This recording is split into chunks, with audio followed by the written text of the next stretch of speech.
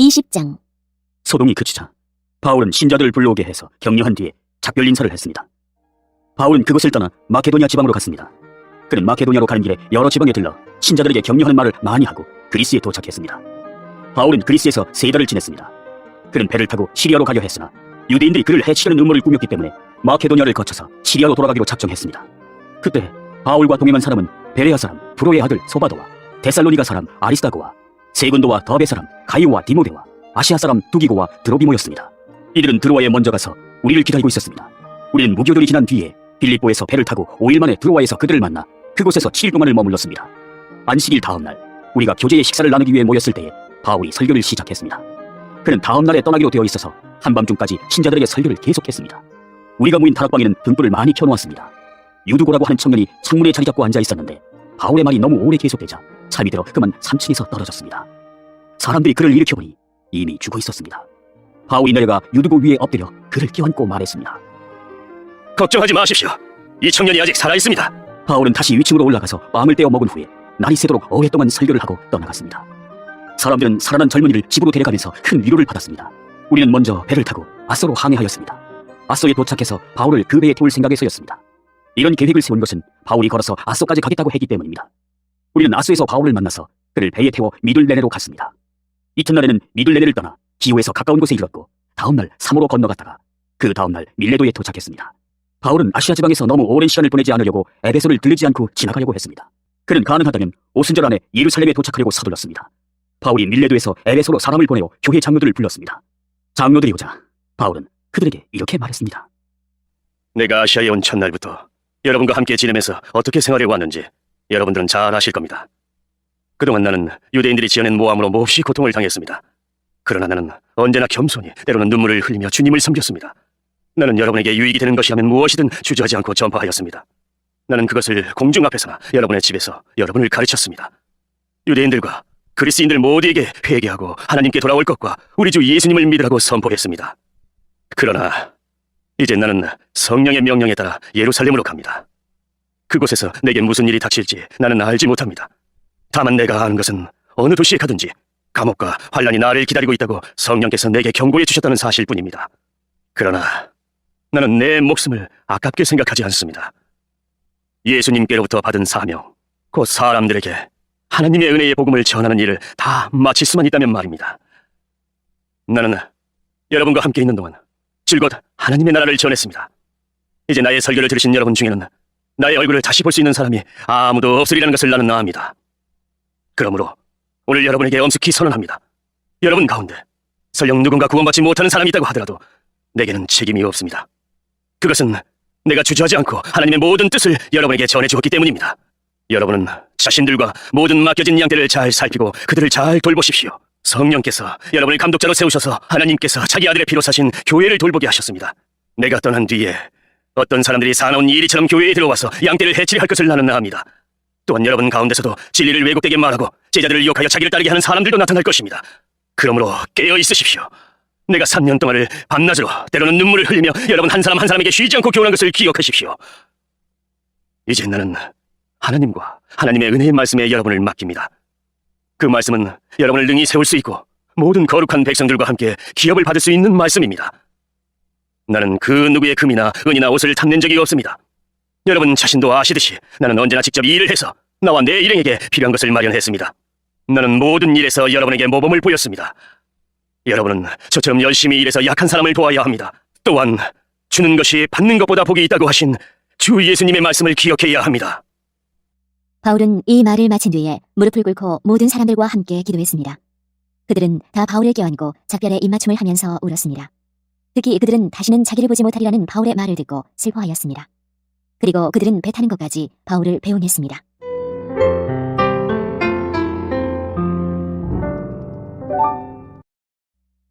(21장) 우리는 그들과 작별 인사를 한 뒤에 배를 타고 곧장 고스로 갔습니다. 이튿날 우리는 로도에 들렀다가 거기서 다다라로 떠났습니다. 그곳에서 우리는 베니게로 가는 배를 만나서 그 배를 타고 떠났습니다. 키프로스 섬이 눈앞에 나타났을 때에 우리는 그 섬을 왼쪽에 두고 시리아로 가다가 두로에 배를 댔습니다.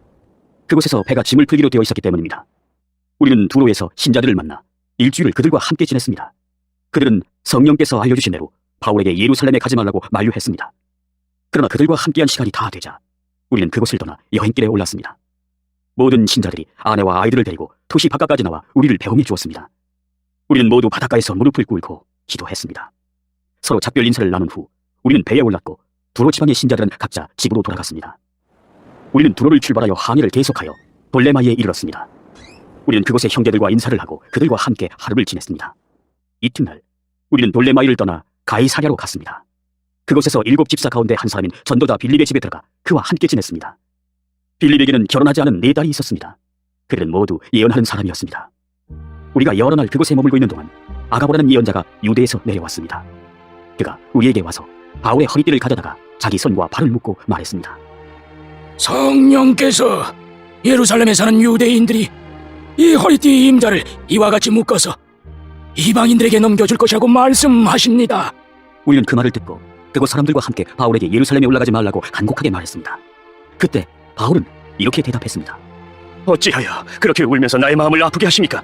나는 예루살렘에서 묶이는 것뿐만 아니라 주 예수님의 이름을 위해 죽는 것까지도 각오하고 있습니다. 바울이 우리의 권함을 받아들이려 하지 않았기 때문에 우리는 주님의 뜻대로 되기를 바랍니다 라고만 말하고 더 이상 아무 말도 하지 않았습니다. 이렇게 여러 날이 지난 뒤 우리는 떠날 준비를 하여 예루살렘을 향해 출발했습니다. 가이사랴 출신 제자들 몇 사람도 우리와 함께 갔습니다. 그들은 키프로스 사람 나손의 집으로 우리를 데려가 거기에서 묵을 수 있게 해주었습니다. 나손은 오래전에 신자가 된 사람이었습니다. 우리가 예루살렘에 도착하자 형제들이 우리를 반갑게 맞아주었습니다. 이튿날 바울은 우리와 함께 야고보를 방문했습니다. 그 자리에는 장로들도 다 모여 있었습니다. 바울은 그들에게 인사를 하고 하나님께서 그의 선교로 이방인들에게 행하신 일을 낱낱이 들려주었습니다. 그들은 바울의 말을 듣고 하나님께 영광을 돌렸습니다. 그리고 바울에게 이렇게 말했습니다. 형제님, 아시겠지만 유대인 가운데 신자가 된 사람이 수만 명입니다. 그들은 모세의 율법을 지키는 일에 매우 열성입니다. 그런데 그 유대인들 사이에서는 당신이 이방인들과 어울려 사는 유대인들에게 모세의 율법에서 떠나 자녀에게 할례도 행하지 말고 유대의 관습도 지키지 말라고 가르쳤다는 소문이 돌고 있습니다. 그러니 어떻게 하면 좋겠습니까? 틀림없이 그들은 당신이 이곳에 왔다는 소식을 듣게 될 것입니다. 그러니 우리가 일러주는 대로 하십시오. 우리 중에 하나님께 서약을 한 사람이 4명 있습니다. 이 사람들을 데리고 가서 함께 정결의식을 행하십시오. 그리고 형제께서 그들의 머리를 깎는 값을 대주십시오. 그러면 그들이 그대에 대한 소문이 모두 사실이 아니고 그대도 율법을 지키며 살고 있다는 것을 알게 될 것입니다. 이방인 신자들에 대해서는 우리가 이미 그들에게 편지를 써서 우상에게 바친 음식과 피와 목줄라 죽인 짐승의 고기를 먹지 말 것과 음란한 행동을 멀리 할 것을 부탁한 적이 있습니다. 이튿날 바울은 그 사람들과 함께 정결의식을 행하였습니다. 그런 뒤에 그는 성전 들러가서 정결의식이 끝나는 날짜와 그날에 각 사람을 위해 예물을 바칠 날짜를 신고했습니다. 7일이 거의 끝나갈 즈음에 아시아 지역에서 온 유대인들은 바울이 성전들에 있는 것을 보고 무리를 충동질하여 바울을 붙잡았습니다. 그 유대인들은 이렇게 소리질렀습니다. 이스라엘 동포 여러분! 좀 도와주십시오!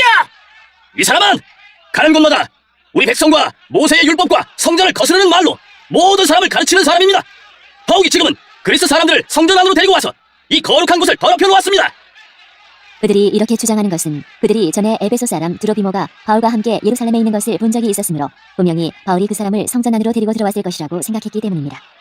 그러자 온 도시는 시끄러워지고 사람들이 몰려와 바울을 붙잡아 성전 바깥으로 끌어냈습니다. 그리고 바로 성전문이 닫혔습니다. 그들이 바울을 죽이려 하는 순간에 예루살렘 도시 전체에 폭동이 일어났다는 보고가 로마 군대 참부장에게 전달되었습니다. 그는 즉시 백부장 몇 명과 군인들을 거느리고 군중들에게로 달려갔습니다. 폭도들은 로마 군대 참부장과 군인들을 보자 바울을 때리던 것을 멈추었습니다. 참부장은 가까이 가서 바울을 체포했습니다. 그리고 군인들에게 바울을 쇠사슬 2개로 묶으라고 명령한 다음 그가 누구이며 또 어떤 일을 했는지를 물었습니다. 그러자 군중들은 너도나도 소리를 질러대며 대답을 하는데 그들의 말이 저마다 달랐습니다. 참부장은 사람들의 아우성치는 소리에 이 사건의 진상을 알 수 없어서 군인들에게 바울을 병영 안으로 끌고 가라고 명령했습니다. 바울이 층계에 이르렀을 때에는 군중들의 폭행이 너무나 격렬했기 때문에 군인들이 바울을 호위해야만 했습니다. 군중들은 바울의 뒤를 따라가며 계속해서 그래! 없애버려라! 하고 소리쳤습니다. 바울이 병영 안으로 끌려 들어갈 때에 그는 참부장에게 천부장님께 한 말씀 드려도 되겠습니까? 라고 물었습니다. 참부장이 대답했습니다. 그리스 말을 할 줄 아는가? 당신은 혹시 얼마 전에 폭동을 일으키고 테러범 4,000명을 거느리고 광야로 나간 이집트 사람이 아닌가? 바울이 이렇게 대답했습니다. 아닙니다. 나는 길리기아 지방의 다소에서 태어난 유대인이며 그 유명한 도시의 시민입니다. 제가 저 사람들에게 말할 수 있게 허락해 주십시오. 천부장이 허락하자 바울은 층계 위에 올라서서 손을 내저어 무리를 조용하게 했습니다. 잠잠해지자 바울이 히브리 말로 연설했습니다.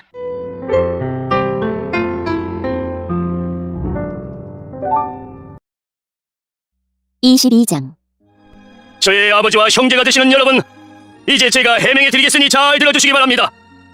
그들은 바울이 히브리 말로 연설하는 것을 듣고는 더 조용해졌습니다. 바울은 말을 계속했습니다. 나는 유대인입니다. 길리기아 지방의 다소에서 태어났지만 이 도시에서 자랐고 가말리엘의 제자로서 그 밑에서 우리 조상의 율법대로 엄격한 교육을 받았습니다. 나는 오늘 여기 모인 모든 사람들처럼 하나님에 대해 열심히 있었습니다. 나는 예수의 도를 따르는 사람들을 핍박하여 그들을 죽이기까지 했으며 남자든 여자든 가리지 않고 그들을 붙잡아 감옥에 넣었습니다. 대제사장과 모든 장로들이 내 말이 사실이라는 것을 증언해 줄 것입니다. 나는 그들에게서 다마스커스에 있는 형제들에게 보내는 공문서를 받았습니다. 그래서 나는 그곳에 있는 신자들을 붙잡아 예루살렘으로 데려와서 벌을 받게 하려고 다마스커스로 떠났습니다. 정오쯤 되어 내가 다마스커스에 가까이 이르렀을 때에 갑자기 하늘로부터 밝은 빛이 나를 둘러 비쳤습니다. 나는 땅에 엎어졌고 사울아, 사울아, 어찌하여 나를 박해하느냐라는 소리를 들었습니다. 내가 주님, 당신은 누구십니까? 라고 물었더니 그분이 내게 나는 내가 박해하는 나사렛 예수다 라고 대답하셨습니다. 나와 함께 있던 사람들은 그 빛은 보았으나 나에게 말씀하시는 분의 음성은 듣지 못했습니다. 나는 주님, 제가 어떻게 하면 되겠습니까? 라고 물었습니다. 그때 주님께서는 일어나 다마스커스로 가거라. 거기에 가면 내가 해야 할 일을 모두 일러줄 사람이 있을 것이다 라고 대답하셨습니다. 나는 그 빛의 광채 때문에 앞을 보지 못하게 되었습니다. 그래서 나와 함께 가던 사람들의 손에 이끌려 다마스커스로 들어갔습니다. 다마스커스에 아나니아라는 사람이 있었습니다. 아나니아는 모세의 율법을 따라 사는 경건한 사람이었으며 그곳에 사는 유대인들에게 존경을 받는 사람이었습니다. 아나니아가 나를 찾아와 내 곁에 서서 사울 형제 눈을 뜨시오 하고 내게 말했습니다. 그 순간 나는 눈을 떠 그를 보았습니다. 그때 아나니아가 말했습니다. 우리 조상의 하나님께서 오래전에 당신을 택하셔서 그분의 뜻을 알게 하셨고 그 의로우신 분을 보게 하시며 그분의 입에서 나오는 말씀을 듣게 하셨습니다. 당신은 모든 사람들에게 당신이 보고 들은 것을 전하는 그분의 증인이 될 것입니다. 그러니 이제 무엇을 더 기다리겠습니까? 일어나 세례를 받으십시오. 그리고 그분의 이름을 부르십시오. 그러면 죄의 사함을 얻게 될 것입니다. 그 후 내가 예루살렘으로 돌아와 성전뜰에서 기도하고 있는 도중에 어떤 환상을 보게 되었습니다. 그 환상 중에 주님을 보았는데 주님께서 내게 말씀하셨습니다. 서둘러 예루살렘을 떠나라. 이곳 사람들은 내가 나를 증언하는 것을 받아들이지 않을 것이다. 그래서 나는 대답했습니다. 주님, 이들은 제가 여러 회당을 돌아다니며 주님을 믿는 사람들을 잡아 감옥에 가두고 때리기까지 한 일을 잘 알고 있습니다.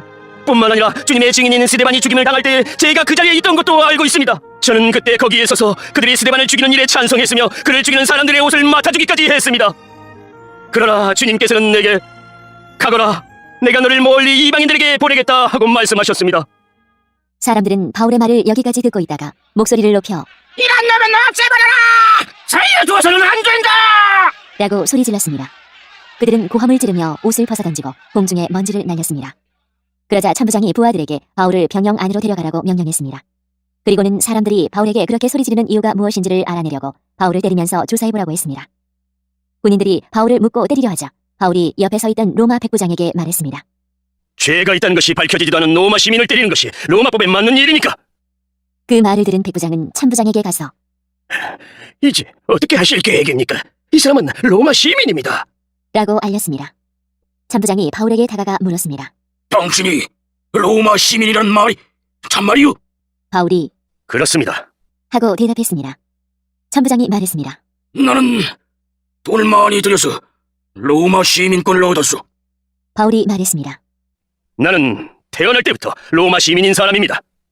그러자 바울을 신문하려던 사람들이 곧 물러났습니다. 천부장은 바울이 로마 시민이라는 사실을 알고 그를 결박한 일로 두려워했습니다. 이튿날 천부장은 유대인들이 무슨 일 때문에 바울을 고소하는지 알아보려 했습니다. 그래서 그는 대제사장들과 유대 공의회를 소집하게 했습니다. 천부장은 바울을 묶은 사슬을 풀어주고 그를 데리고 나가 공의회 앞에 세웠습니다.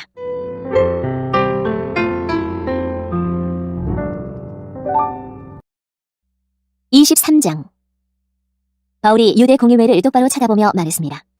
형제 여러분, 나는 이날까지 하나님 앞에서 선한 양심을 가지고 살아왔습니다. 그 순간 대제사장 아나니아가 바울 가까이 서 있는 사람들에게 바울의 입을 치라고 명령했습니다. 그러자 바울이 아나니아에게 말했습니다. 하나님께서 당신을 치실 것이요. 당신은 겉만 하얗게 회칠한 벽과 같소. 당신은 율법대로 나를 재판한다고 거기에 앉아있으면서 어떻게 스스로는 율법을 어겨가며 나를 치라고 말할 수 있어? 바울 가까이 서 있던 사람들이 바울에게 말했습니다. 당신이 하나님의 대제사장을 감히 욕할 수 있어? 바울이 대답했습니다. 형제 여러분, 나는 그 사람이 대제사장인 줄 몰랐습니다. 성경에도 이르기를 내 백성의 지도자를 욕하지 말라고 하였습니다. 바울은 공의회에 모인 사람 가운데 일부는 사두개파 사람이었고 일부는 바리새파 사람이라는 것을 알고는 큰 소리로 말했습니다. 형제 여러분, 나는 바리새파 사람이며 바리새파 사람의 아들입니다. 나는 지금 죽은 사람이 부활할 것이라는 소망 때문에 재판을 받고 있습니다. 바울이 이렇게 말을 하자 바리새파 사람들과 사두개파 사람들 사이에 다툼이 일어나 공의회 의원들이 나뉘었습니다. 그것은 사두개파 사람들은 죽은 사람의 부활이 없으며 천사나 영도 없다고 주장한 반면 바리새파 사람들은 그것을 다 인정하였기 때문입니다. 그래서 큰 소동이 일어났습니다. 바리새파 사람들 중에서 율법학자 몇 사람이 일어나 우리는 이 사람에게서 아무런 잘못도 찾을 수 없습니다. 어쩌면 천사나 영이 이 사람을 시켜서 말하는 것인지도 모릅니다. 라고 바울을 두둔했습니다. 다툼이 점점 심각해지자 천부장은 유대인들 때문에 바울의 몸이 찢겨지지나 않을까 걱정이 되었습니다. 천부장은 군인들에게 내려가서 강제로라도 바울을 군중들 손에서 빼내어 병영으로 데리고 가라고 명령했습니다. 그날 밤에 주님께서 바울 곁에 서서 말씀하셨습니다. 용기를 내어라. 네가 예루살렘에서 나를 증언한 것 같이 로마에서도 나를 증언하여야 한다. 이튿날 아침 유대인들은 바울을 죽일 음모를 꾸몄습니다. 그들은 바울을 죽이기 전에는 아무것도 먹지도 않고 마시지도 않겠다고 맹세했습니다. 이러한 음모에 가담한 사람들은 40명이 넘었습니다. 그들이 대제사장들과 장로들에게 가서 말했습니다. 우리는 바울을 죽이기 전에는 아무것도 입에 대지 않겠다고 맹세했습니다. 그러니 이제 여러분들과 공의회에서는 천부장에게 가서 바울이 한 일에 대해 좀 더 자세히 심문할 것이 있으니 바울을 내어달라고 부탁하십시오. 그러면 우리는 기다리고 있다가 바울이 이리로 오는 길에 그를 없애버리겠습니다. 준비는 이미 다 되어 있습니다.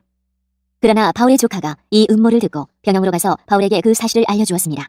그래서 바울이 백부장 한 명을 불러 이 젊은이를 천부장에게 데려가 주십시오.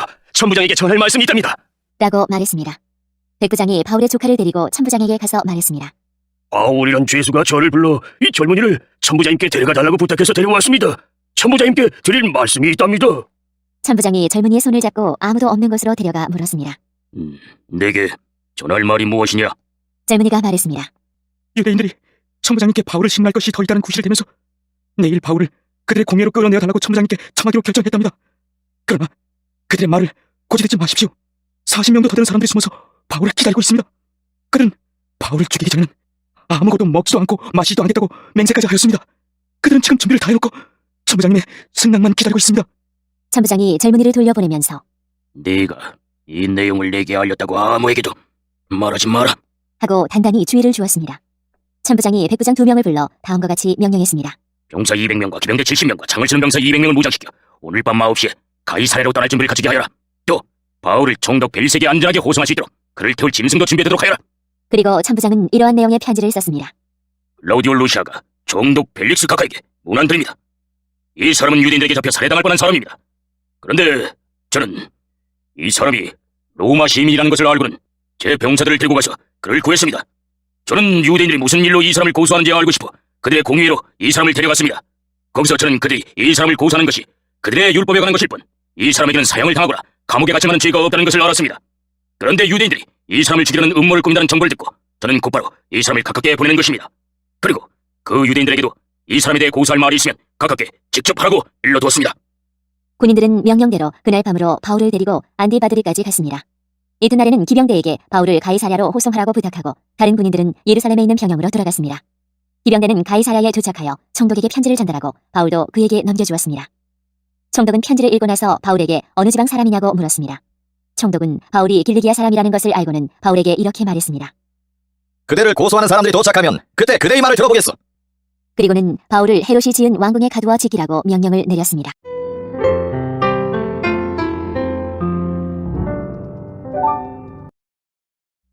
(24장) 5일 뒤에 대제사장 아나니아가 장로 몇 사람과 더둘로라고 하는 법률가를 데리고 가이사랴에 왔습니다. 그들이 온 것은 총독에게 바울을 고소하기 위해서였습니다. 바울이 안으로 불려 들어가자 더둘로가 고소하기 시작했습니다. 펠릭스 카카, 우리는 각하 덕분에 오랫동안 평화를 누려왔으며 각하의 지혜로운 일 처리로 우리나라의 잘못된 일들이 많이 고쳐졌습니다. 우리는 언제 어디서나 이 모든 일이 각하의 공로 때문인 것을 인정하며 각하께 감사하고 있습니다. 이제 더 이상 각하께 폐해가 되지 않게 간단히 말씀드리겠으니 저희 말을 들어주시기 바랍니다. 우리는 이 사람이 온 세계에 있는 유대인들을 선동하고 문제를 일으키는 사람인 것을 알게 되었습니다. 이 사람은 나사렛 이단의 주먹입니다. 심지어는 그가 성전까지 더럽히려고 하여 우리가 그를 붙잡았습니다. 정덕 각하께서 이 사람을 직접 신문해 보시면 우리가 그를 고소하는 이유를 아실 수 있을 것입니다. 다른 유대인들도 가세하면서 그의 말이 모두 사실이라고 주장했습니다. 총독이 바울에게 말하라고 몸짓하자 바울이 대답했습니다. 각하께서 수년 동안 이 민족의 재판장이 되신 것을 제가 알고 있습니다. 그래서 저와 관련된 일을 각하께 변명하게 된 것을 기쁘게 생각합니다. 제가 예루살렘에 예배드리러 올라간 것은 12일밖에 되지 않습니다. 이것은 각하께서 조사해보시면 금방 아실 수 있을 것입니다. 그리고 저를 고소하는 사람들은 제가 성전 뜰에서 누구와 논쟁한 것이나 회당에서나 도시 안에서나 사람들을 선동한 것을 본 적이 없습니다. 그리고 이들이 지금 저를 고소하고 있지만 총독 각하께 그 내용에 대한 증거는 제시하지 못하고 있습니다. 그러나 저는 각하께 이 사실을 고백합니다. 저는 유대인들이 소위 이단이라고 말하는 예수의 도를 따르는 사람으로서 우리 조상의 하나님을 섬기며 모세의 율법과 예언자들의 책에 적힌 것도 다 믿는다는 사실입니다. 저는 이 사람들이 간직하고 있는 것과 똑같이 하나님께 대한 소망을 가지고 있습니다. 그것은 의로운 사람이든 불의한 사람이든 모든 사람이 다시 부활하리라는 소망입니다. 그래서 저는 언제나 하나님과 사람들 앞에서 저의 깨끗한 양심을 간직하려고 힘쓰고 있습니다. 저는 여러 해 동안 예루살렘을 떠나 있다가 저희 민족에게 구제금을 전하고 하나님께 예물을 바치려고 예루살렘에 다시 돌아왔습니다. 그들이 저를 본 것은 제가 성전뜰에서 정결 예식을 행하고 있을 때였습니다. 저는 소동을 일으키지도 않았고 제 주위에 군중들이 모여있지도 않았습니다. 그 자리에는 아시아에서 온 유대인들이 있었는데 저를 고소할 일이 있었다면 그들이 직접 각하 앞에 와서 저를 고소했을 것입니다. 그렇지 않으면 제가 예루살렘에서 유대인의 공의 앞에 섰을 때에 이들이 제게서 무슨 잘못을 찾아냈는지 여기 서 있는 이 사람들에게 말해보라고 하십시오. 제가 그들 앞에 섰을 때 한 말은 오직 하나, 곧 오늘 제가 여러분 앞에서 재판받는 것은 죽은 사람의 부활에 관한 것 때문이다 라고 외친 것뿐입니다. 당시의 벨릭스는 이미 예수의 도에 관한 것을 자세히 알고 있었으므로 전부장 루시아가 오면 여러분들이 제기한 고소 문제를 처리하겠소. 라고 말하고서 재판을 연기하였습니다. 벨릭스는 백부장에게 명령하여 바울을 잘 지키되 어느 정도 자유를 주고 친지들이 그를 돌보아주는 것을 막지 말라고 말했습니다. 며칠 뒤에 벨릭스는 유대인인 자기 아내 두루실라와 함께 와서 바울을 불러내어 그리스도 예수를 믿는 것에 관한 가르침을 들었습니다. 그러나 바울이 정의와 절제하는 일과 장차 임할 심판에 대해 이야기하자 벨릭스는 두려워하며 지금은 그만하고 가시오. 시간이 나면 다시 그대를 부르겠소. 라고 말했습니다. 그러면서도 벨릭스는 바울에게서 돈을 받을 수 있지는 않을까 하는 기대감에 바울을 자주 불러내어 함께 이야기를 나누었습니다. 2해가 지난 후에 보르기오 베스도가 벨릭스의 후임으로 총독이 되었습니다. 그런데 벨릭스는 유대인들에게 환심을 사려고 바울을 그대로 감옥에 가두어 두었습니다.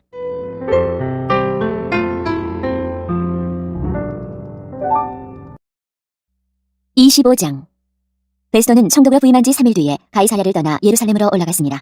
대제사장들과 유대인 지도자들이 베스도 앞에 나타나 그에게 바울을 고소했습니다. 그들은 베스도에게 환심을 사가며 바울을 다시 예루살렘으로 보내달라고 간청했습니다.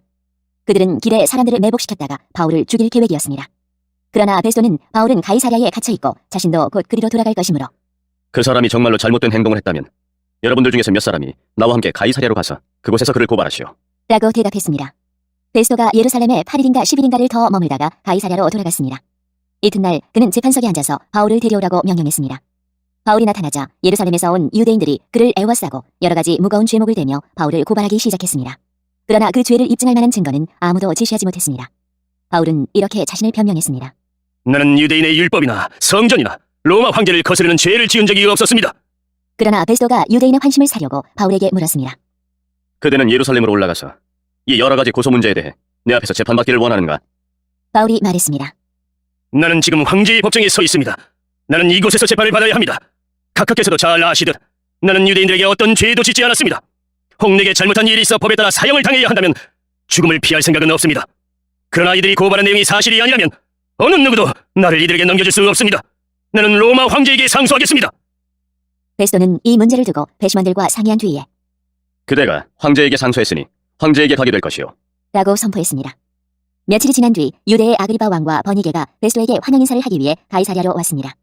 그들이 가이사랴에서 여러 날을 머물게 되어 베스도는 아그리바 왕과 바울 사건을 논의하였습니다. 베스도가 말했습니다.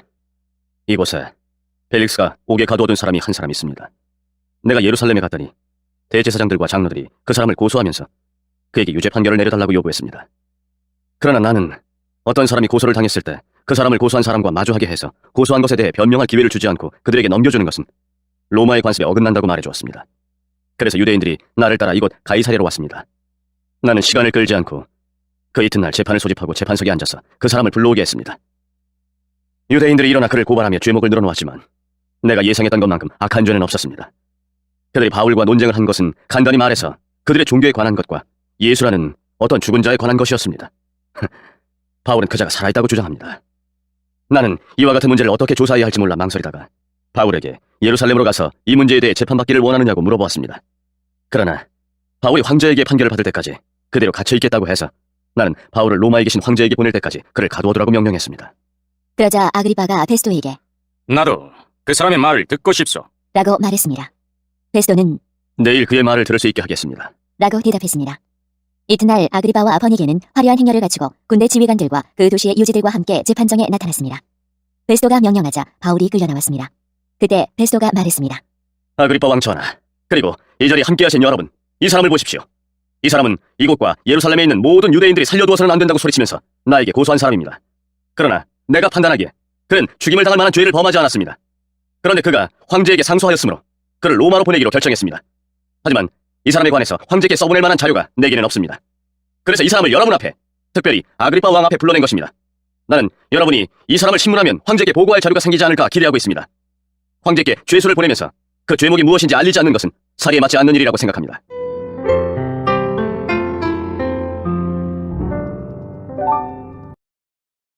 (26장) 아그리빠가 바울에게 말했습니다. 당신 자신에 대해 해명할 기회를 주겠다. 그러자 바울이 손을 들어 올리며 변명을 하기 시작했습니다. 아그리빠 왕이시여, 저와 관련하여 유대인들이 고소한 것에 대해 오늘 왕 앞에서 해명하게 된 것을 다행으로 생각합니다. 그것은 왕께서 유대인의 관습과 유대인들이 서로 다투고 있는 문제들을 잘 알고 계시기 때문입니다. 부탁드리고 싶은 것은 제 말을 끝까지 들어달라는 것입니다. 모든 유대인들은 저의 일생을 다 알고 있습니다. 저의 어린 시절부터 시작하여 동족 가운데서 그리고 예루살렘에서 어떻게 살아왔는지 잘 알고 있습니다. 그들이 저를 안 지는 오래되었습니다. 그들은 하려고만 했다면 제가 우리 종교의 가장 엄격한 바리새파 사람이고 바리새파 사람으로서 생활하였다는 것을 증언할 수도 있을 것입니다. 지금 제가 여기 서서 재판을 받게 된 것은 하나님께서 우리 조상들에게 약속하신 것에 대한 소망 때문입니다. 이 소망은 우리 12지파가 밤이나 낮이나 열심을 다해 하나님을 섬기면서 그 약속이 이루어지기를 바라는 것이었습니다. 왕이시여, 바로 이 소망 때문에 저는 유대인들에게 고발을 당한 것입니다. 여러분은 어찌하여 하나님께서 죽은 사람을 살리시는 것이 믿지 못할 일이라고 생각하십니까? 한때는 저 역시 나사렛 예수의 이름을 반대하는 일에 온 힘을 쏟아야 한다고 확신했던 사람입니다. 제가 예루살렘에서 했던 일이 그런 일이었습니다. 저는 대제사장들에게서 권한을 받아 많은 성도들을 감옥에 가두었습니다. 그리고 그들을 죽이는 일에 찬성했습니다. 저는 회당마다 찾아다니면서 여러 번 그들을 처벌했으며 강제로 예수님을 저주하게 했습니다. 그들을 향한 저의 분노가 어찌나 심하였던지 저는 다른 도시에까지 찾아다니면서 그들을 박해하기도 했습니다. 그러다가 한 번은 대제사장들에게서 권한을 위임받아 다마스커스로 가게 되었습니다. 왕이시여, 저는 그곳을 향해 가다가 정오쯤 되어 하늘에서 해보다 더 밝은 빛이 저와 제 일행을 둘러 비추는 것을 보았습니다. 우리는 모두 땅에 엎어졌습니다. 그때 저는 히브리 말로 사울아, 사울아, 내가 어찌하여 나를 박해하느냐, 가시돋친 채찍을 발로 차보아야 너만 다칠 뿐이다 라는 음성을 들었습니다. 제가 주님, 당신은 누구십니까? 라고 묻자 주님께서는 이렇게 말씀하셨습니다. 나는 내가 박해하는 예수다. 일어나라, 발을 딛고 서라. 내가 이렇게 내게 나타난 것은 너를 나의 일꾼으로 삼아 내가 본 것과 앞으로 내가 내게 보여줄 것을 사람들에게 증언하도록 하기 위해서이다. 내가 너를 이 백성과 이방인들에게서 구원할 것이며 너를 이방인에게로 보내어 그들의 눈을 뜨게 하고 어둠에서 빛으로 사탄의 세력에서 하나님께로 돌아오게 하겠다. 그리하여 그들의 죄를 용서받을 수 있게 하고 또 나를 믿어 거룩하게 된 백성들과 한자리에 들게 하겠다. 아그리빠 왕이시여, 저는 하늘로부터 받은 이 환상에 복종하지 않을 수 없었습니다. 저는 처음에는 다마스커스 사람들에게, 그 다음에는 예루살렘과 유대지방의 모든 사람들에게, 나중에는 이방인들에게까지 회개하고 하나님께 돌아와서 회개한 모습을 행동으로서 보이라고 선포했습니다. 이런 일들 때문에 유대인들이 저를 성전에서 붙잡아 죽이려고 했습니다. 그러나 저는 이날까지 하나님의 도우심을 받아왔습니다. 그래서 지금 제가 본 것을 이 자리에서 높은 사람이나 낮은 사람이나 모든 사람들에게 증언하고 있습니다. 저는 모세와 예언자들이 앞으로 일어나리라고 예언한 것 이외에는 아무것도 말하지 않았습니다. 모세와 예언자들은 그리스도께서 고난을 당하신다는 것과 죽은 자들 가운데서 먼저 부활하실 것과 자기 백성과 이방인들에게 빛을 선포하실 것을 예언했습니다. 바울이 이런 식으로 변명하자 베스도가 바울을 향해 큰 소리로 바울아, 내가 미쳤구나. 너의 많은 학식 때문에 내가 미쳐버렸다. 라고 말했습니다. 그러나 바울은 이렇게 대답했습니다. 베스도 각하, 저는 미치지 않았습니다. 제가 드린 말은 다 사실입니다. 전부 맑은 정신으로 하는 말입니다. 아그리파 왕이 이 사실을 알고 계시므로 제가 거리낌 없이 말씀드릴 수 있었던 것입니다. 이 일은 어느 한 구석에서 일어난 일이 아니기 때문에 어느 하나도 왕이 모르실 리가 없다고 저는 확신합니다. 아그리파 왕이시여, 예언자들의 말을 믿으십니까? 믿으시는 줄로 압니다. 그러자 아그리파 왕이 바울에게 말했습니다. 그토록 짧은 시간에 나를 설득하여 그리스도인이 되게 할 수 있다고 생각하는가? 바울이 대답했습니다. 짧은 시간이든 긴 시간이든 왕뿐만 아니라 지금 제 말을 듣고 있는 모든 사람들이 이렇게 결박된 것 말고는 저처럼 되기를 하나님께 기도합니다. 그러자 아그리파 왕과 베스도 총독과 버니게를 비롯해서 그들과 함께 앉아있던 사람들이 다 일어났습니다. 그들은 그 방을 나갔습니다. 그들은 서로 이야기하면서 이 사람은 사형을 당하거나 감옥에 갇힐 만한 일은 하나도 하지 않았다. 고 말했습니다. 아그리파는 베스도에게 이 사람이 황제에게 상서하지 않았다면 지금 석방될 수도 있었을 텐데. 라고 말했습니다.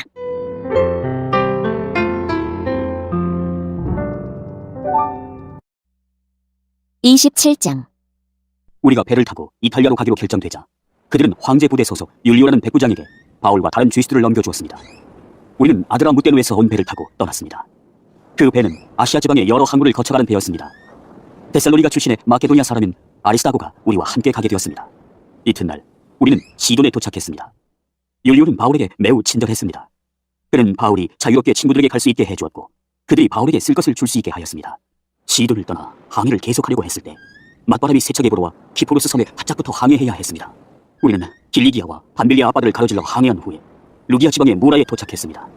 그곳에서 로마 군대 백부장은 알렉산드레를 떠나 이탈리아로 가는 배를 발견하고 우리를 그 배에 태웠습니다. 우리는 며칠 동안 천천히 항해한 끝에 간신히 리도 앞바다에 이르게 되었습니다. 맞바람이 너무 세차게 불어와 우리가 가려던 항로로 더 이상 나아갈 수 없어서 살몬의 맞은편에 있는 크레타 섬을 끼고 항해하였습니다. 우리는 해안가를 따라 어렵게 항해하여 라세아라는 도시에서 가까운 아름다운 항구라 하는 곳에 도착하였습니다. 시간을 많이 빼앗긴 데다가 이미 금식 기간도 지나 더 이상 항해하는 것이 위험했으므로 바울이 그들에게 충고했습니다. 여러분, 계속해서 항해를 하다가는 큰 어려움을 겪게 될 것이라고 생각합니다. 배와 짐만 손실되는 것이 아니라 우리 목숨까지도 잃게 될 것입니다.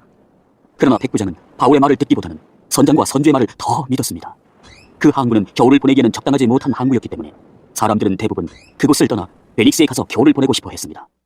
베릭스는 크레타 섬에 있는 항구 도시인데 남서쪽과 북서쪽을 향해 위치한 곳이었습니다.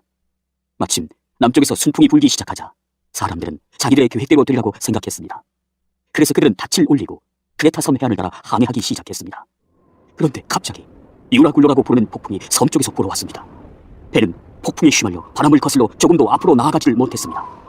그래서 우리는 앞으로 가려는 노력은 포기하고 바람이 부는 대로 배를 내맡기고 표류하기 시작했습니다. 그러다가 가우다라는 작은 섬의 남쪽 방향으로 떠밀려 갈 때에 우리는 간신히 거룻배를 끌어올릴 수 있었습니다. 선원들은 거룻배를 끌어올린 다음에 밧줄로 동요했습니다. 그들은 배가 스르디스의 모래톱에 걸릴까 염려하여 돛을 내리고 배를 바람 부는 대로 떠밀려 가게 했습니다. 우리가 폭풍에 너무도 시달리자 이튿날에는 선원들이 집을 바다에 내던졌습니다. 3일째 되는 날에는 배의 장비마저 내어 던졌습니다. 우리는 며칠째 해도 보지 못했고 별도 보지 못했습니다. 바람은 계속해서 거세게 불어왔습니다. 결국 우리는 살아남을 수 있다는 희망을 모두 포기하고 말았습니다. 사람들이 오랫동안 아무것도 먹지 못하고 있는 가운데 바울이 일어나 그들에게 말했습니다. 여러분, 내가 크레타 섬을 떠나지 말자고 한 말을 들었어야 했습니다. 그랬다면 이런 손해를 입지 않았을 것이고 물건을 잃어버리지도 않았을 것입니다. 하지만 여러분, 이제 제가 권합니다. 용기를 내십시오. 이 배만 잃을 뿐 여러분 중에는 한 사람도 목숨을 잃지 않을 것입니다. 지난밤에 나의 주님이여 내가 섬기는 하나님의 천사가 내 곁에 나타나 이렇게 말해주었습니다. 바울아, 두려워하지 마라. 너는 반드시 황제 가이사 앞에 서야 한다. 하나님께서 너와 함께 항해하는 모든 사람들의 목숨을 너에게 맡겨주셨다. 그러니 여러분, 용기를 내십시오. 나는 하나님을 믿습니다. 모든 일이 하나님의 천사가 내게 말씀하신 대로 이루어질 것입니다. 우리는 반드시 어떤 섬에 밀려가 닿게 될 것입니다. 14일 되던 밤에 우리는 아드리아 바다에서 표류하였습니다. 한밤중에 선원들은 우리가 어떤 섬에 가까워지고 있음을 느꼈습니다. 그래서 물 깊이를 재어보니 약 40m였고 조금 더 가서 다시 재어보니 이번에는 약 30m였습니다. 우리는 혹시 암초에 걸리지는 않을까 염려가 되어 단 4개를 물에 던져놓고 날이 밝기를 기다렸습니다. 그런데 서른 몇 사람이 배에서 빠져나갈 섭생으로 배 앞쪽에 닻을 터 내린다는 구실로 거룩배를 물에 내렸습니다.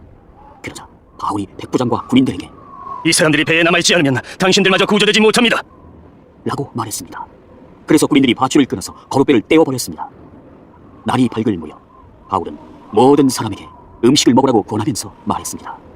지난 14일 동안 여러분은 마음을 졸이며 지금까지 아무것도 먹지 않고 지냈습니다. 하지만 이제는 음식을 드십시오. 그래야 살아남을 수 있습니다. 여러분 중에 그 누구도 머리카락 하나도 잃지 않을 것입니다. 바울은 이 말을 하고서 모든 사람 앞에서 빵을 들어 하나님께 감사 기도를 드리고 빵을 떼어 먹기 시작했습니다. 그러자 사람들도 용기를 얻어 음식을 먹었습니다. 배 안에 있던 사람들은 모두 276명이었습니다. 사람들은 음식을 배불리 먹고 나서 식량을 바다에 던져 배를 가볍게 했습니다. 날이 밝았습니다. 사람들은 그곳이 어느 땅인지는 알 수 없었지만 그들의 눈에 모래밭이 있는 항만이 눈에 띄었습니다. 그래서 그들은 어떻게 해서든지 배를 모래밭에 대기로 작정하였습니다. 그들은 밧줄을 끊어서 닻을 바다에 내버리는 동시에 키를 묶은 밧줄을 풀었습니다. 그리고 앞돛을 올려서 바람을 타고 해안 쪽으로 배를 몰았습니다. 그러나 배는 두 물살이 만나는 곳에 들어가 모래톱에 걸리고 말았습니다. 뱃머리는 꼼짝도 하지 않고 배 뒤쪽은 거센 파도에 부딪혀 깨어졌습니다. 군인들은 죄수들이 헤엄쳐 도망칠까봐 그들을 죽이려고 계획을 짰습니다. 그러나 백부장 율리오는 바울을 살리고 싶어 했습니다. 그는 군인들이 죄수를 죽이지 못하도록 헤엄칠 수 있는 사람은 모두 바다로 뛰어들어 육지로 올라가라고 명령했습니다. 남은 사람들은 널빤지나 부서진 배 조각을 붙잡고 나가게 명령했습니다. 그들은 모두 무사히 육지로 올라왔습니다.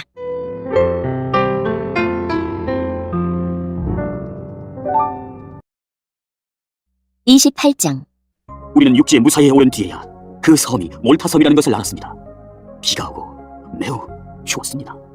섬 사람들은 우리에게 분에 넘치는 친절을 베풀며 불을 피워놓고 우리를 맞아주었습니다. 바울이 장작을 한 무더기 모아다가 불에 넣었는데 뜨거운 불 때문에 독사가 튀어나와 바울의 손을 물었습니다. 섬 사람들은 독사가 바울의 손에 매달려 있는 것을 보고 이 사람은 틀림없이 살인자다. 바다에서는 살아나왔는지 모르지만 정의의 신이 그를 살려두지 않을 것이다. 라며 서로 수군거렸습니다. 그러나 바울은 그 뱀을 불 속에 떨어버렸고 아무런 해도 입지 않았습니다. 사람들은 바울의 몸이 부어오르거나 그가 갑자기 땅바닥에 쓰러져 죽으리라고 예상했습니다. 그런데 아무리 기다려도 바울에게 아무런 일이 일어나지 않자 그들은 바울을 달리 생각하게 되었습니다. 그들은 바울을 신이라고 불렀습니다. 그 근처에 그 섬의 주장인 보블리오가 땅을 소유하고 있었습니다. 그 사람이 우리를 자기 집으로 초대해서 3일 동안 친절하게 대접해 주었습니다. 때마침 보블리오의 아버지가 열병과 이주에 걸려 자리에 누워 있었습니다. 바울이 그를 찾아가 기도하고 그 사람의 몸에 손을 얹어 그를 낫게 하였습니다. 이 일이 있은 뒤에 그 섬에서 병을 앓고 있는 다른 사람들도 바울을 찾아와 고침을 받았습니다. 그 섬 사람들은 우리를 잘 대접해 주었습니다. 우리가 떠나려고 할 때 그들은 필요한 물건들을 배에 실어 주었습니다. 석 달이 지난 후 우리는 그 섬에서 겨울을 보낸 알렉산드리아 배를 타고 뱃길에 올랐습니다. 그 배의 앞에는 쌍둥이 신 표시가 있었습니다. 우리는 수라구사에 배를 대고 3일 동안을 지냈습니다. 그곳을 떠나서는 레기온에 도착했습니다. 그 이튿날 남풍이 불어와서 그곳을 쉽게 벗어날 수 있었습니다. 이틀 만에 우리는 보디오에 닿았습니다. 거기서 우리는 신자들을 만나 그들의 초청을 받고 일주일 동안 그들과 함께 지냈습니다. 그런 뒤에 마침내 우리는 로마에 도착했습니다. 로마에 있는 형제들은 우리가 온다는 소식을 듣고 아비오 광장과 세여관까지 우리를 마중하러 왔습니다. 바울은 그들을 보자 용기를 얻었으며 하나님께 감사했습니다. 우리가 로마에 도착했을 때 바울은 그를 지키는 군인 한 사람과 함께 혼자 지내도 된다는 허락을 받았습니다. 3일 뒤에 바울은 그곳에 유대인 지도자들을 불러 모았습니다. 그들이 모이자 바울은 이렇게 말했습니다. 동포 여러분, 나는 우리 백성이나 우리 조상들의 관습을 거스르는 일을 한 적이 없습니다. 그런데도 나는 예루살렘에서 붙잡혀 로마 사람들의 손에 넘겨졌습니다. 로마 사람들이 나를 신문했으나 내게는 사형을 당할 만한 죄가 없다는 것을 알고 나를 풀어주려 했습니다. 그런데 그곳의 유대인들이 반대해서 나는 로마에 와서 황제에게 상소할 수밖에 없었습니다. 그렇다고 해서 내 백성을 고발하려는 것은 아닙니다. 이런 이유로 여러분을 뵙고 말씀드리고자 오시라고 했던 것입니다. 내가 이렇게 사슬에 매인 것은 이스라엘의 소망 때문입니다. 유대인들이 바울에게 대답했습니다. 우리는 아직 유대로부터 당신에 관한 어떤 편지도 받은 적이 없습니다. 또 유대로부터 온 우리 형제들 중에서 당신에 관한 나쁜 소문을 전하거나 당신을 나쁘게 말한 사람도 없습니다. 우리는 다만 당신 생각을 듣고 싶습니다. 우리가 알기로는 어디를 가도 당신 종파에 대해서 반대하는 사람이 많다고 합니다. 바울과 유대인들은 만날 날짜를 정했습니다. 그날이 되었을 때 더 많은 유대인들이 바울이 지내고 있는 곳으로 모였습니다. 바울은 아침부터 저녁까지 그들에게 하나님의 나라를 설명하고 선포했습니다. 또 모세와 예언자들의 글을 예로 들어서 그들이 예수에 관한 것을 믿게 하려 애썼습니다. 바울의 말을 믿는 사람들도 있었지만 믿지 않는 사람들도 있었습니다. 그들이 이처럼 의견이 갈린 채 헤어질 때에 바울이 한마디 말을 남겼습니다. 성령께서 예언자 이사야를 통해 여러분의 조상에게 말씀하신 것은 진리입니다. 이 백성에게 가서 말하여라. 너희가 듣기는 들어도 깨닫지 못하고 보기는 봐도 알지 못할 것이다. 이 백성의 마음이 무디어졌고 귀로는 듣지 못하며 눈은 감겼다. 이는 그들이 눈으로 보고 귀로 듣고 마음으로 깨닫고 내게 돌아와 고침을 받지 못하게 하려는 것이다. 그러므로 여러분은 하나님의 이 구원이 이방인들에게도 전파되었다는 것을 알아야 합니다. 그들은 들을 것입니다. 바울은 자기 새 집에서 꼬박 2년을 지내면서 자기를 찾아오는 사람들을 다 맞이하였습니다. 그는 담대하게 그리고 아무런 방해도 받지 않고 하나님의 나라를 전하고 주 예수 그리스도에 관해 가르쳤습니다.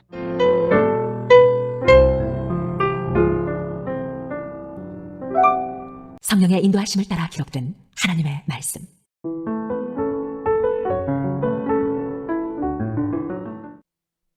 로마서 1장. 나 바울은 사도로 부름을 받은 그리스도 예수의 종으로서 하나님의 복음을 위해 특별히 선택되었습니다. 이 복음은 하나님께서 오래전에 예언자들을 통해 성경에 약속하신 그리스도 예수에 대한 소식입니다. 하나님의 아들이신 그분은 인간의 족보로는 다윗의 후손으로 태어나셨습니다. 그러나 성결하게 하는 영으로는 죽은 자들 가운데서 부활하심으로써 능력 있는 하나님의 아들로 선언되셨습니다. 이분이 바로 우리 주 예수 그리스도이십니다. 그분을 통해 우리는 은혜와 사도의 직분을 얻었습니다. 우리가 해야 할 일은 모든 이방인들을 불러 주 예수 그리스도의 이름을 믿고 순종하게 하는 것입니다. 여러분도 그들과 함께 부르심을 받아 예수 그리스도의 사람이 되었습니다. 하나님의 사랑을 받아 성도로 부름을 받게 된 로마에 있는 모든 분들에게 하나님 우리 아버지와 주 예수 그리스도께서 은혜와 평강을 내리시기를 바랍니다. 먼저 예수 그리스도를 통해 나의 하나님께 감사합니다. 이는 여러분의 믿음이 온 세상에 널리 알려졌기 때문입니다. 나는 하나님의 아들에 관한 복음을 전할 때마다 기도 중에 늘 여러분을 생각하고 있었습니다. 내가 전심으로 섬기는 하나님께서 나의 증인이 되십니다. 지금 나는 하나님의 뜻이라면 여러분에게 갈 수 있는 길이 열리기를 기도합니다. 내가 여러분을 간절히 보고 싶어하는 까닭은 성령께서 주시는 선물을 나누어 주어 여러분을 강하게 하기 위함입니다. 이것은 여러분과 내가 각 사람의 믿음으로 서로 위로를 받고자 하는 데 있습니다. 형제 자매 여러분, 내가 여러 번 여러분에게 갈 계획을 세웠으나 뜻대로 되지 못했다는 것을 아시기 바랍니다. 그것은 다른 이방인들 사이에서 믿는 자들을 얻은 것처럼 여러분 중에서도 어떤 열매를 얻고 싶었기 때문입니다. 나는 그리스인이든지 미개인이든지 지식인이든지 문맹인이든지 가리지 않고 어느 누구에게나 복음을 전할 책임이 있습니다. 그래서 로마에 있는 여러분에게도 복음을 전하기를 간절히 바라는 것입니다. 나는 복음을 부끄러워하지 않습니다. 그것은 이 복음이 유대인으로부터 시작해서 이방인들에 이르기까지 모든 믿는 사람을 구원에 이르게 하는 하나님의 능력이기 때문입니다. 하나님께서 주시는 의가 복음에 게시되어 있습니다. 성경에 의인은 믿음으로 인하여 살 것이다 라고 기록되어 있듯이 하나님께로부터 오는 의는 처음부터 끝까지 믿음으로 얻을 수 있는 것입니다. 하나님의 진노가 하늘로부터 나타나서 불의한 행동으로 진리를 거스르는 사람들이 행한 모든 경건치 않은 것과 불의를 치십니다. 하나님께서는 사람들에게 하나님을 알 수 있게 하셨으므로 사람들 속에 하나님을 알 만한 것이 있다는 것은 분명합니다. 세상이 창조된 이래로 하나님의 보이지 않는 성품인 그분의 영원한 능력과 신성은 그가 만드신 만물을 보고서 분명히 알 수 있게 되었습니다. 그러므로 사람들은 핑계를 댈 수 없습니다. 사람들은 하나님을 알면서도 하나님께 영광을 돌리지도 않았고 하나님께 감사하지도 않았습니다. 오히려 사람들은 헛된 것을 생각했으며 그들의 어리석은 마음은 어둠으로 가득 찼습니다. 사람들은 자기들이 지혜롭다고 생각하지만 사실은 어리석습니다. 또 사람들은 불멸의 하나님의 영광을 죽을 수밖에 없는 인간이나 새나 짐승 또는 뱀과 같은 모양으로 바꾸어 버렸습니다. 그래서 하나님께서는 사람들이 원하는 대로 죄악된 행동을 하도록 내버려 두셨습니다. 사람들은 이제 가지각색의 더러운 죄를 지어 자기들끼리 부끄러운 짓을 행하여 몸을 더럽혔습니다. 사람들은 하나님의 진리를 거짓으로 바꾸었습니다. 창조주 되신 하나님보다 지음받은 피조물들을 더 예배하고 섬겼습니다. 하나님은 영원히 찬송을 받으실 분입니다. 아멘. 이런 이유로 하나님은 사람들을 부끄러운 욕망의 노예로 살게 내버려 두셨습니다. 여자들은 남자들과의 자연스러운 성관계를 여자와 성관계를 갖는 것으로 바꾸었습니다. 이와 똑같이 남자들도 여자들과 행하는 자연스러운 성관계를 버리고 남자들끼리 정욕에 불타 남자가 남자와 부끄러운 짓을 했습니다. 그래서 스스로 그 잘못에 합당한 벌을 받았습니다. 사람들이 하나님을 아는 것을 하찮게 여겼으므로 하나님께서는 사람들이 타락한 생각에 빠지게 하시고 사람들이 해서는 안 될 일들을 하게 내버려 두셨습니다. 그들은 온갖 불의와 악행과 탐욕과 악독으로 가득 찬 사람들입니다. 또한 시기와 살인과 다툼과 속임과 저기로 가득 찼으며 남에 대해 말하기를 좋아하고 남들을 비방하고 하나님을 미워하며 거만하고 건방지며 뽐내기를 잘합니다. 그들은 악한 일을 계획하고 부모님께 순종하지 않습니다. 그들은 양심도 없으며 약속을 지키지 않으며 친절하지도 않고 동정심도 없습니다. 사람들은 그런 일을 행하는 사람은 죽어 마땅하다는 하나님의 의로우신 법을 알면서도 자신들만 그런 악한 행동을 계속하는 것이 아니라 그런 행동을 저지르는 다른 사람들까지 잘한다고 두둔합니다.